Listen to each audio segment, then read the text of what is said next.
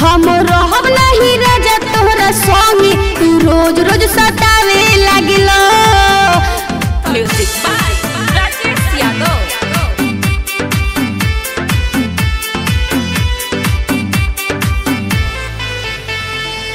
काहे लाई जी तुमको तनी दूर नहीं खिए जी हम लगे बनी, मुझे नहीं बात नहीं राजा जी, कोई जवानी खाजा कहो तनी।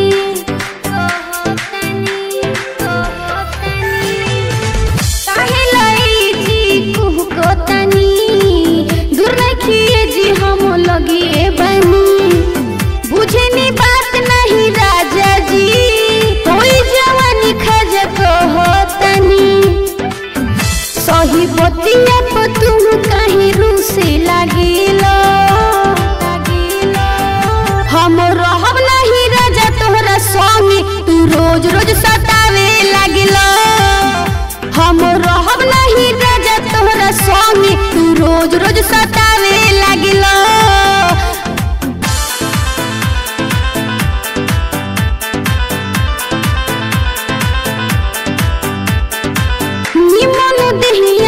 बाता कोई हमरो के कहीं रजौ खुदे भइनी, करी फिकीर तनी राजा जी, पहले से ऐसन ना सोचले बानी, ना सोचले बानी, ना सोचले बानी।